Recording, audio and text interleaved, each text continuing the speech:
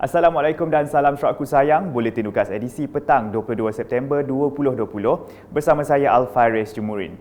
Tumpuan berita, Menteri Muda Undang-Undang Hubungan Negeri Persekutuan dan Pemantauan Projek Negeri Sarawak, Datuk Sharifah Hasidah Said Aman Ghazali dalam kenyataan medianya pada Isnin menegaskan tiada penawaran diskaun atau pengurangan harga bagi cukai jualan negeri SST produk petroleum yang dibayar oleh Petronas dan anak-anak syarikatnya kepada Sarawak baru-baru ini seperti yang tular di media sosial.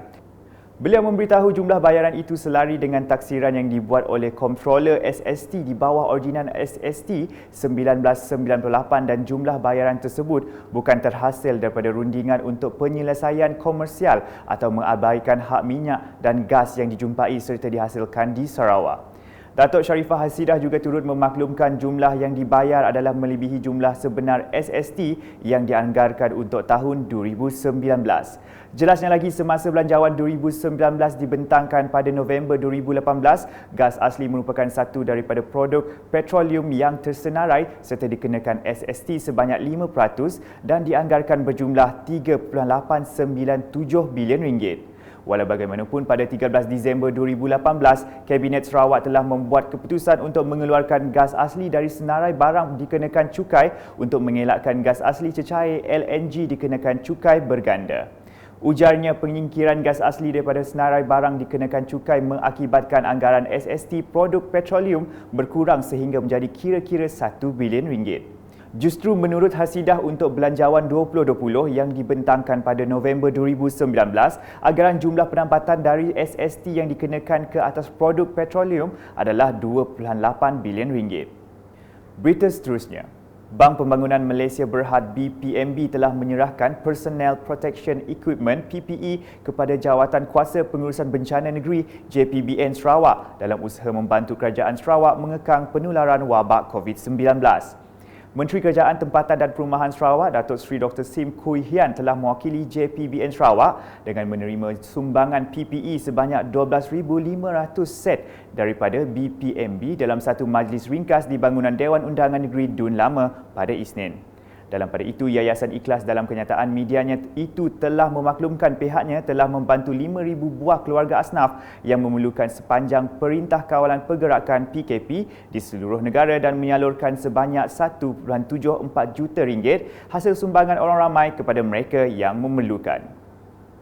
Berita selanjutnya, kejadian banjir yang berlaku di kawasan Tinjar pada 14 hingga 17 September lepas dan menyebabkan kawasan itu terputus hubungan telah mendapat perhatian daripada Menteri Muda Kerajaan Tempatan Sarawak merangkap Ahli Dewan Undangan Negeri Adun Marudi Datuk Dr. Penguang Manggil. Justru pada Isnin, beliau bersama rombongan telah menghantar 638 pek makanan asas kepada mangsa yang terjejas banjir di beberapa penempatan yang terjejas. Antara penempatan yang terjejas banjir dan menerima bantuan makanan asas ialah Rumah Joben Long Tabing, Rumah Jarau Long Tabing, Kampung Long Teran Kiri, Kampung Long Teran Batu, Kampung Long Teran A, Kampung Long Teran B, Sekolah Kebangsaan Long Teran, Klinik Kesihatan Long Teran, Rumah Francis Ubi Long Jegan A, Rumah Dennis Tija Long Jegan B, Sekolah Kebangsaan Long Jegan, Klinik Kesihatan Long Jegan. Turut terlibat dalam penghantaran bantuan makanan ini ialah Pejabat Daerah Beluru, Jabatan Kebajikan Masyarakat JKM, Jabatan Bomba dan Penyelamat Malaysia JPBM, Angkatan Pertahanan Awam Malaysia APM, Polis Diraja Malaysia PDRM, Jabatan Sukarelawan Malaysia Rela dan Unit Komunikasi Awam Sarawak UKAS dengan menggunakan bot ekspres. Berita berikutnya, Sarawak bukan sahaja mempunyai masyarakat yang berbilang kaum dan agama, tetapi juga merupakan negeri yang sangat stabil dari segi politik dan ekonominya.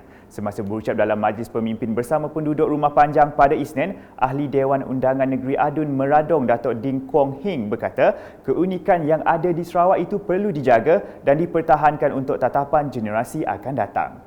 Inilah baiknya Kerajaan Sarawak memimpin negeri sendiri di bawah pimpinan Ketua Menteri Sarawak, Datuk Patinggi Dr. Abang Haji Abdul Rahman Zohari, Tun Datuk Haji Abang Openg, dan sokongan berkenaan harus diteruskan agar banyak lagi pembangunan infrastruktur disalurkan ke Rumah Panjang.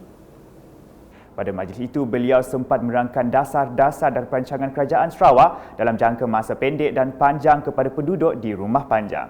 Berikut pula, Program Kepolisan Komuniti merupakan platform terbaik dalam memberi pendedahan kepada masyarakat agar lebih peka dengan keadaan sekeliling. Ahli Dewan Undangan Negeri Adun Ngemah Alexander Vincent berkata, program tersebut penting termasuk untuk penduduk di luar bandar untuk mengurangkan risiko terjadinya perkara yang tidak diingini.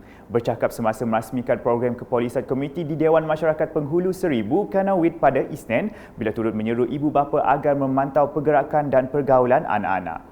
Ujarnya, kebarangkalian golongan remaja terpengaruh dengan tingkah laku yang tidak baik adalah tinggi dan perlu dikawal serta dipantau. Dalam pada itu, Alexander turut mengingatkan penduduk untuk terus berwaspada dalam menjalani kehidupan norma baharu bagi mengelakkan berlakunya penularan wabak COVID-19. Sekian edisi petang bersama saya Alfaris dan kru penerbitan. Ikuti laporan berita berikutnya pada edisi malam. Dapatkan berita-berita terkini Sarawak setiap hari di Facebook, Instagram, Twitter dan aplikasi Telegram Buletin UKAS serta UKAS Channel di YouTube. Salam UKAS.